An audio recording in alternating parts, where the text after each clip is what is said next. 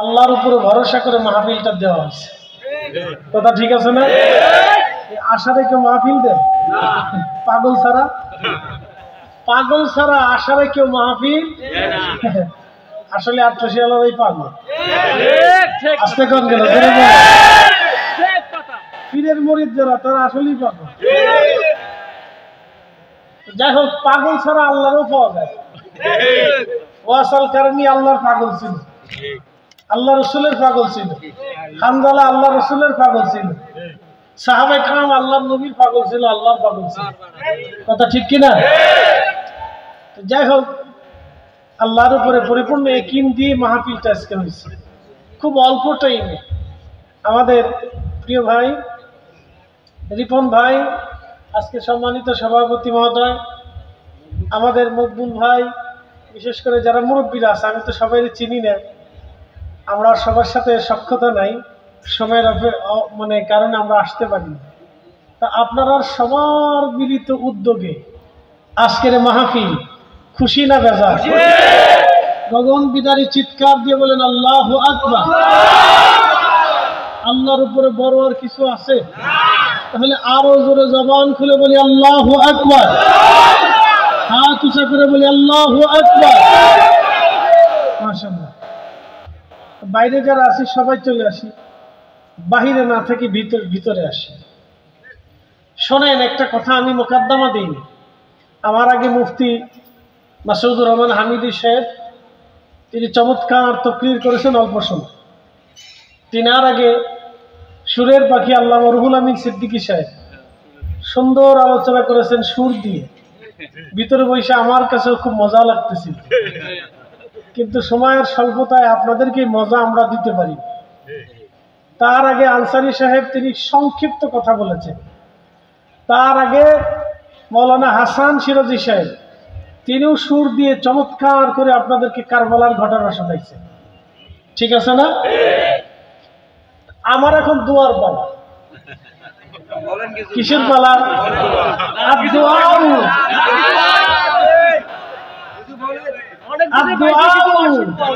মুখুল ইবাদত, আমার মূল কাজ। এখন উস্তাদের বার শেষ না, কিছু বলবো, কারণ কালকে পরীক্ষা আছে, তো আমরা সীমানার বাইরে যাব না, ওদেরকে কষ্ট দিব না। তো যাই হোক, কিছু বলবো। কিছু বলার মধ্যে শুধু এতটুকুনি বলবো, আগে মানুষ বুঝতো না, আগে মানুষের লেখাপড়া কম ছিল, কিন্তু জোহরের আগে সুন্নত, পরে সুন্নত, নফল নামাজ পড়তো। আসরের আগে সুন্নত পড়তো, এশার নামাজের আগে সুন্নত পড়তো, পরে নফল পড়তো। মাগরিবের নামাজ পড়ে তারপরে নফল পড়তো। মানুষ যখন কিছু বোঝা টোঝা শিখলো, লেখাপড়া শিখে চিন্তা করলো, ফতোয়া দিলে এগুলো না করলেও চলে। আসতে করলেন কেন? জোরে বলেন। না করলে শেষ। বিরাট লেখাপড়া। কি লেখাপড়া? বিরাট লেখাপড়া। অথচ আল্লাহ কি বললেন? এবার কোরআন থেকে আসে। কোরআনের উপরে কোনো দলিল নাই, কোরআনের চাইতে কোনো ফায়সালা নাই। কথা ঠিক আছে কিনা? এবার আল্লাহর তো শুনুন। আল্লাহু আকবার ওয়ালিল্লাহিল হামদু বিসমিল্লাহির রাহমানির রাহিম।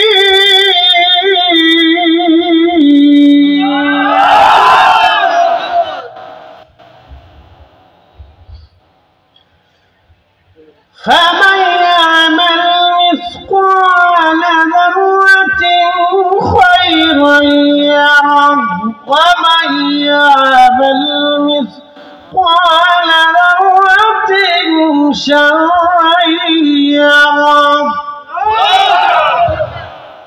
ফায়সালা কার? আমাদের কারো ফায়সালা আবার বলি, বুঝাইতেছি। আমার ওই উস্তাদের মার শেষ নাই, মানে আমার হলো দুয়া। আমার কি দুয়া? তো দুয়ার ফলে আমি আসছি। হামিদি সাহেব বললেন কত সময়? আমি বললাম আমি আসলে আপনি শেষ। তাকে আচ্ছা ঠিক আছে আমি যাচ্ছি।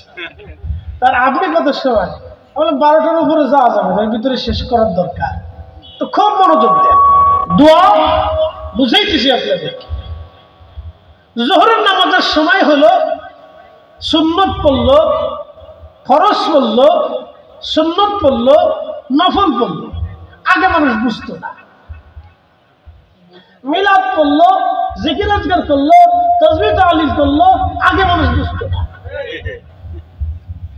আসরের নামাজের রক্ত হলো, সুন্নত পড়লো, একটু জানতে হবে।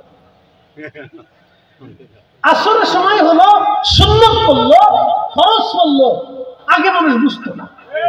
মাগরিব পড়লো, সুন্নত পড়লো, নফল পড়লো, আগে মানুষ বুঝতো না।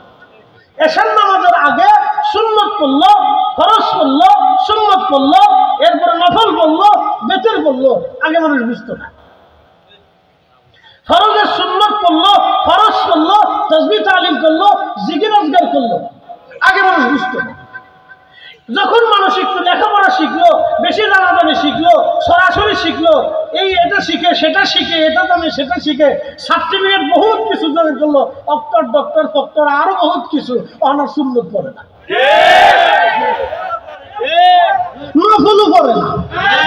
আচ্ছা প্রশ্ন করি, জবাব দিবেন, সার্টিফিকেট দিয়ে কি আল্লাহ মাফ করবে? এই যারা বলেন সার্টিফিকেট দিয়ে কি আল্লাহ মাফ করবে? ডক্টর ডিগ্রি দিয়ে কি আল্লাহ বিচার করবে? আল্লাহ একটাই ওয়াজ করেছে, ইন্না আকরামাকুম ইনদাল্লাহি আতকাকুম। তুমি আমার কাছে সম্মানিত যদি হৃদয়ের মধ্যে তোমার তাকওয়া থাকে। কে রিক্সাওয়ালা, কে দিন মজুর, কে ভ্যানগাড়িওয়ালা, কে ঠেলাবাড়িওয়ালা, কে সিএনজি ওয়ালা, কে পয়সাওয়ালা, কে আমির, কে ওমরা, কে সেনাপতি, কে বিচারপতি, কে প্রধান মন্ত্রী, কে রাষ্ট্রপতি, কে কোন কি, কে কোন সেকশনে, কে কোন বক্তা, কে কত বড় আলেম, কে কত বড় প্রিন্সিপাল, কে কত বড় শাইখুল হাদিস, কে কত বড় মুহাদ্দিস, এইগুলো দিয়া কিয়ামতের ময়দানে আল্লাহ বিবেচনা করবে না। আল্লাহ বিবেচনা করবে যার অন্তরে তাকওয়া বেশি, যার আমল বেশি, আল্লাহর দরবারে তার দাম বেশি। কথা ঠিক কিনা? দোয়া চলবে কিনা? আসতে বলেন, ধরে বলেন, দোয়া চলবে নি? চলবে নি? না না, আমি এই কথা আজকের কথা বলতেছি না, সবসময়ের জন্য বলছি। দোয়া চলবে নি? নামাজের পরে দোয়া চলবে নি? জিকিরের মাহফিলের পরে দোয়া চলবে নি? মিলাদ মাহফিলের পরে দোয়া চলবে নি? এখন যে বন্ধ করতেছে আমি তার মানি, সে আমার খালাতো ভাই, মামাতো ভাই, শ্বশুর, বিয়ে, তালই, আমার বাপ হলেও মানি। কথা ক্লিয়ার না? আমার মারার দরকার নেই তো, তাই আমি ঝগড়াও করবো না, কারণ দোয়ার জন্য তাকিদ দিছে আল্লাহ। কে দিছে? আল্লাহ। আল্লাহর পরে যিনি নবী, হামিদি সাহেব বলে দিয়ে গেছেন, আল্লাহু ওয়া রাসূলুহু আলাম। আল্লাহ জানে, নবী জানে, আল্লাহ জানে, নবী জানে। কুরআনুল কারীমে আমার রব, আমার আল্লাহ 40 জায়গায় আল্লাহর পরে রাসূলের নাম ব্যবহার করে দিয়েছে। অতএব আল্লাহর আইনের পরে আমার রাসূলের আইন আল্লাহর জমিনে চলবে। কথা বলেন ঠিক?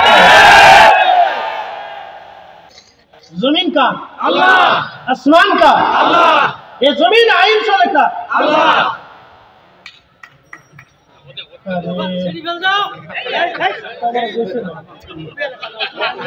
एक কথা আগে কইলি হামিদি সাহেব আরেকটু বাড়াইতো, সিদ্দিকী সাহেব আরেকটু বাড়াইতো, তোমার বলছে না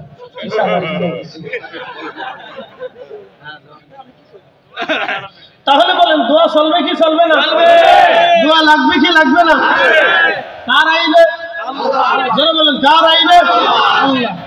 আমি আর কারো আইন আমার দরকার ঠিক। এত মাসলা মাসালের দরকার, বহুত মাসলা হয়েছে। মাসলা হইতে হইতে হইতে হইতে উম্মতের অবস্থা এমন হয়েছে, এত ফেরাক হয়েছে যে এত দল হয়েছে, এত বেদল হয়েছে, দল আর বেদল দিয়ে শেষ নাই। আলেম আছে 60 লক্ষ, দল হয়েছে 30টা। ভালো করে শুনেন, শুনে যান। শাহজালাল ইয়ামানি মুজাররিদি একা, তিনার সাথে মাত্র 360 জন। দল কয়টা? একসাথে বলেন কয়টা? ধরে বলেন কয়টা? বাংলাদেশে ইসলাম আনছিল না? এসেছিল না? কায়েম হয়েছিল না? এখন মুসলমান 18 কোটি, দল হয়েছে 18টা। মুসলমান 18 কোটি, দল হয়েছে 36টা। মুসলমান আলেম হয়েছে লক্ষ লক্ষ, দল প্রতিষ্ঠা, এত দলের কারণে এদেশে ইসলাম কায়েম হয় না। হিসাব সহজ। শাহজালাল একা কিন্তু দিন কায়েম করে গেছে। উনি একদা করেছে, আমরা কোটি কোটি মানুষের তা পারি। হিসাব সহজ, হিসাব সহজ। গুতাগুতি যতদিন বাদ না হবে ততদিন কাজ হবে। প্রিয় উপস্থিতি হাজিরিন, সময়ের স্বল্পতার মধ্যে আপনাদের সামনে কিছু কথা আমি বাড়াবো। যেহেতু আমাদের শেষে আপনাদের জন্য মেহমানদারি আছে, এটাও একেবারে শেষ পর্যায়ে, আমি আপনাদেরকে শেষ পর্যায়ে নিয়ে চলে আসব। বলছিলাম দোয়া কেন করবেন, কবরের পাশে দাঁড়িয়ে দোয়া কেন করবেন, কিসের জন্য দোয়া করবেন? আল্লামা ইমাম সাখাবী রাহমাতুল্লাহ আলাইহি তিনি একখানা কিতাব লিখেছেন মাকাসিদুল হাসানা। যেহেতু এটা অনেক বড় কামিল মাদ্রাসা, এখানে বড় বড় বিজ্ঞ উলামায়ে কেরাম এখানে আছেন, অনেক বড় বড় মুহাদ্দিস আছেন, বড় বড় মুফাসসির এখানে আছেন, ফকি আছেন, প্রিন্সিপাল মহোদয়, ভাইস প্রিন্সিপাল মহোদয়, অনেক বড় বড় বিজ্ঞ উলামায়ে কেরাম এখানে আছে। খুব মনোযোগ দিয়ে শুনবেন। বিশ্ববিখ্যাত ইমাম আল্লামা ইমাম শামসুদ্দিন সাখাবী রাহমাতুল্লাহ আলাইহি একটা কিতাব লিখেছেন আল কাউলুল বাদি'। ওনার উস্তাদ ছিলেন আল্লামা ইমাম হাজার আসকালানী আশ-শাফিঈ রাহিমাহুল্লাহ। ইমাম হযরত আসকালানী আশ-শাফিঈ তিনি সেই বিশ্ববিখ্যাত মুহাদ্দিস। চারজন আলেম যিনারা হাদিসের বিশ্লেষণ করেছেন। চারজন আলেমের নাম যদি হাদিসের জগৎ থেকে বাদ দেওয়া যায় তাহলে হাদিস শাস্ত্রে বিতর্ক সৃষ্টি হবে। তার মধ্যে অন্যতম আল্লামা ইমাম হযরত আসকালানী আশ-শাফিঈ, তিনার ছাত্রের নাম ছিলেন আল্লামা ইমাম শামসুদ্দিন সাখাবী রাহমাতুল্লাহ আলাইহি। ইমাম শামসুদ্দিন সাখাবী রাহমাতুল্লাহ আলাইহি একখানা কিতাব লিখলেন আল কাউলুল বাদি'। এই কিতাবের মধ্যে তিনি লিখতেছেন হযরত হাসান বসরি রাহমাতুল্লাহ আলাইহির জামানাতে এক মহিলা এসে হাসান বসরি রাহমাতুল্লাহ আলাইহির দরবারে এসে বলল, হুজুর আমার মেয়েটা সকালবেলা মারা গেছে, এখন দুপুরের সময় হয়ে গেছে, এই দুপুরের পরে আমি তার জানাজা পড়াইছি, এখন আসরের সময় হয়ে গেছে, আমি আপনার দরবারে বরগাহে আসছি। হুজুর আপনার খেদমতে জানতে চাই আমার মেয়েটা জান্নাতি নাকি জাহান্নামী, আমি বুঝতে চাই, জানতে চাই আমার মেয়েটা জান্নাতি নাকি জাহান্নামী, আপনি বলবেন। হাসান বসরি রাহমাতুল্লাহ আলাইহি বললেন, মা আমি বলতে যাব না তোমার মেয়েটা জান্নাতি নাকি জাহান্নামী, তোমাকে একটা আমল দিয়ে দিলাম, বাড়ি যায় সে আমলখানা করবা, একটা প্রেসক্রিপশন তোমাকে দিব, সেই প্রেসক্রিপশন অনুযায়ী তুমি আমল করবা। এশার নামাজ পড়ো, এশার নামাজ পড়ে তুমি রাত্রিবেলা ঘুমোতে যাওয়ার আগে মা এশার নামাজের পরে তুমি 4 রাকাত নফল নামাজ পড়বা। প্রথম রাকাতে, দ্বিতীয়, তৃতীয়, চতুর্থ রাকাতে সূরা ফাতিহার সঙ্গে তুমি সূরা তাকাসুর তেলাওয়াত করবা। আল্লাহাকুমুত তাকাসুর হাত্তা যুরতুমুল মাকাবির। একদিন মাটির ভিতরে হবে ঘরে মন আমার, কেন বান্ধ দালান ঘর। এই মাটি আমাদেরকে ডাকতেছে, কবর আমাদেরকে ডাকে, কবর আমাদেরকে ডাকে। সবাই আমাদের শেষ একেবারে। কুরআন বলতেছে ওয়া ইন্না ইলাইহি রাজিউন, আমরা আল্লাহর কাছে ফিরে চলে যাব। আমরা ছিলাম আল্লাহর কাছে, আবার আল্লাহর কাছে চলে যাব। আমরা ঢাকা থেকে আসছি, আবার ঢাকায় আমাদের যার যার বাসস্থানে ফিরে যাব। এখানে এসেছি সামান্য সময়ের জন্য, আবার আমরা চলে যাব। ঠিক দুনিয়াতে আসছি সামান্য সময়ের জন্য, ছিলাম আবার আল্লাহর কাছে, আবার আমরা আল্লাহর কাছে চলে যাব। আমার দেহ আল্লাহর কাছে যাবে না, আমার বডির মধ্যে যে রুহু আছে এই রুহু আল্লাহর কাছে চলে যাবে। এই জন্য রুহুটা স্থানান্তর হয়। রুহের জগৎ থেকে রেহেমের জগতে আল্লাহ নিয়ে আসলেন। রেহেমের জগতে মাত্র 6 মাস ছিলাম, সর্বোচ্চ 10 মাস 10 দিন। রেহেমের জগৎ থেকে আল্লাহ দুনিয়ার জগতে নিয়ে আসলেন। কারো 60 বছর, কারো 30 বছর, কারো 20 বছর, কারো 1 দিন, কারো 10 সেকেন্ড, 10 মিনিট, এইভাবে জিন্দেগি পাইলাম। এরপরে চলে যাব কবরের জগতে। কবরের জগতে কিয়ামত পর্যন্ত চলমান থাকবে। কিয়ামতের ময়দানে আল্লাহ উঠাই দিবেন, ওয়া ইদাল কবুরু বুশিরাত, কবর উত্তোলিত হবে। কবর থেকে উঠে উঠে মানুষ হাসরের দিকে দৌড়াইতে থাকবে। সেই দিন আহা বড় কঠিন হবে, সেই দিনটা বড় ভয়াবহ হবে। হাসরের ময়দানে ওয়াবিল আখিরাতি হুম ইউকিনুন, আমার রব আমার আল্লাহ বললেন আখিরাতে তোমরা বিশ্বাসী হও। কিয়ামতের ময়দানে আমার সামনে তোমরা দাঁড়াবে, আমি হিসাব নিকাশ করব সেই দিন, বিচার ফয়সালা আমি সেই দিন করব। আল্লাহর নবী বললেন গরু ছাগল থেকে শুরু করে প্রাণী পক্ষীকুল সবার সেই দিন বিচার হবে। শুধু মানব জাতিরই বিচার হবে না, ফেরেশতারা দাঁড়াবে, জিনেরা আল্লাহর সামনে দাঁড়াবে, পক্ষীকুল পাখিকুল এবং পশু পাখিরা আল্লাহর আদালতের সামনে দাঁড়ায় যাবে। গরু ছাগলের পর্যন্ত বিচার আল্লাহ করবেন, হাঁস মুরগি ভেড়া বকরির বিচার আমার আল্লাহ করবেন। শুধু মানব জাতির বিচার হবে না, পশু পাখিদেরও সেই দিন বিচার ফয়সালা হবে। শুনিয়া যান হে কুড়িগ্রামবাসী, নাগেশ্বরীবাসী, সেই দিনের বিচারক আমার আল্লাহ, মালিক ইয়াউমিদ্দিন, বিচার দিনের মালিক আমার আল্লাহ। কিন্তু আমার আল্লাহ ডাকতে বলেন হাবিব আপনাকে বাদ দেই নাই আমি মালিক ইয়াউমিদ্দিন, আর আপনি নবী হচ্ছেন শাফিউল মুজনিবিন, আমি বিচার করনেওয়ালা আর আপনি নবী শাফায়াত করনেওয়ালা। করে বলেন আল্লাহু আকবার।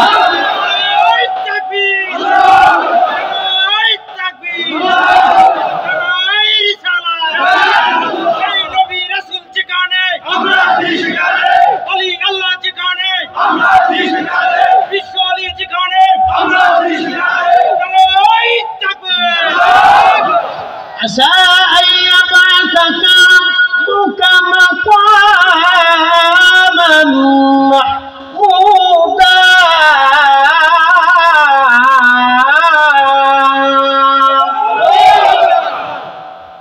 আল্লাহ কোরআনে বললেন হাবিব পুরস্কার আপনাকে আমি আল্লাহ একটা দিব, কিয়ামতের মাঠে আপনাকে মাকামে মাহমুদ ওয়ালা বানাবো। মাকামে মাহমুদ ওয়ালা কি? আরশে মুআল্লাতে আল্লাহ উপবেশন করবেন, আমার রবের ডান পাশে আমার নবীর জন্য একটা আসন বরাদ্দ থাকবে, ওটার নাম মাকামে মাহমুদ, সর্বোচ্চ মাকাম। কেউ কোনোদিন এই মাকামের অধিকারী হতে পারবে না। সাহাবায়ে কেরাম বলেন ইয়া রাসূলুল্লাহ মাকামে মাহমুদ কি? নবীজি জবাব দিলেন সাহাবীরা রে, মাকামে মাহমুদ হলো আমি আল্লাহর কাছে যা বলবো আল্লাহ তাই দিবে। আমার উম্মতকে আমি সুপারিশ করবো, আমি যাকে জান্নাতের কথা বলবো আল্লাহ তাকে জান্নাত দিবে, আমি যার হাত ধরবো আল্লাহ তার হাত ধরবে, আমি যাকে ক্ষমা করতে বলবো আল্লাহ ক্ষমা করে দিবে। সাহাবীরা রে শুনে রাখো, একটা কথা মনে রাখো, হাসরের ময়দানে আমার রব আমার আল্লাহ আমাকে খুশি করবে। তবে শুনে যাও সাহাবীরা, আমার একটা উম্মত জাহান্নামে থাকা অবস্থায় আমি নবী কখনো খুশি হতে পারবো না।